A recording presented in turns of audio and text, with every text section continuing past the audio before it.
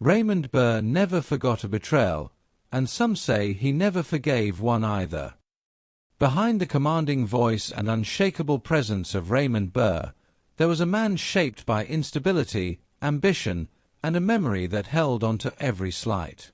Born on May 21, 1917, in New Westminster, Burr's early life was anything but steady. His parents' divorce forced him into constant relocation, eventually landing in California with his mother.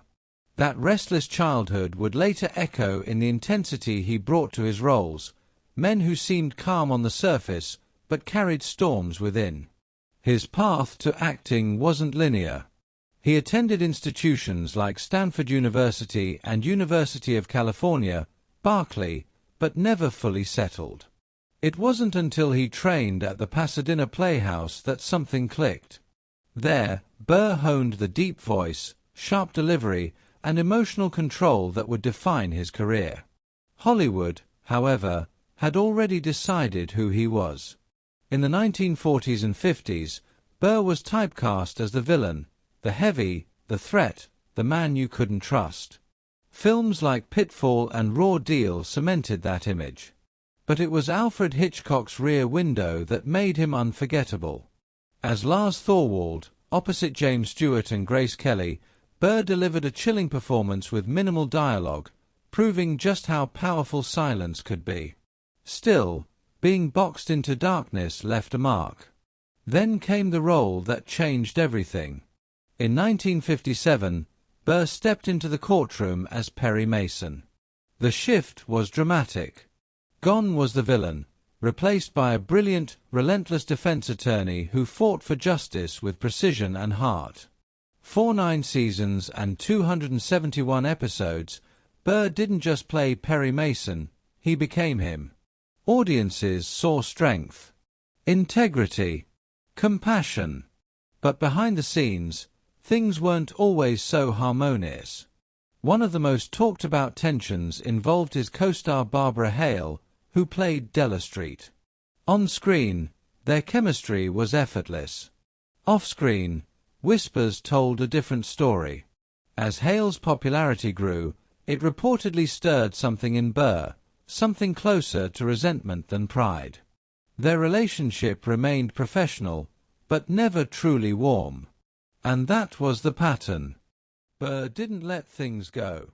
Whether it was being passed over early in his career, criticized by the press, or dealing with personal heartbreak, he carried those wounds with him. Colleagues described him as brilliant, but also controlling, meticulous, and, at times, emotionally distant. He demanded loyalty, but struggled with forgiveness. Even his personal life reflected that complexity. His brief marriage to Isabella Ward ended quietly but left a lasting impression. In contrast, his decades-long partnership with Robert Benevides became his anchor. Together, they built a quieter life away from Hollywood, running orchid farms and vineyards far from the spotlight. It was there that Burr seemed most at peace. And yet, the grudges remained. After Perry Mason, Burr took on another groundbreaking role in Ironside, portraying a wheelchair-bound detective. The show wasn't just successful, it was revolutionary, offering one of television's earliest portrayals of a disabled lead character with strength and authority. Burr brought dignity to the role, challenging perceptions at a time when representation was rare. But even as his career soared, his relationship with Hollywood stayed complicated.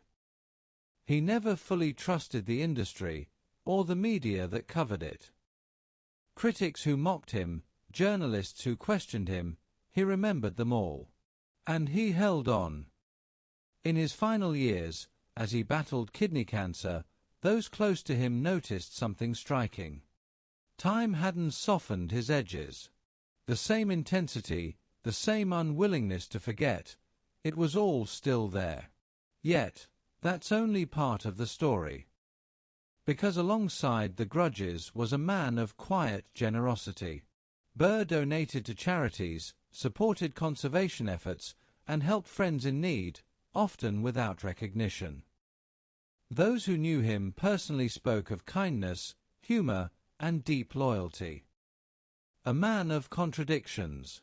When Raymond Burr passed away on September 12, 1993, at his home in Sonoma County, the world mourned a legend. Fans remembered the voice, the presence, the courtroom victories. But those who looked closer saw something more complex. A man who gave so much, but never quite let go of what hurt him. And maybe that's what made him unforgettable, not just the roles he played, but the battles he never stopped fighting, long after the cameras stopped rolling. G.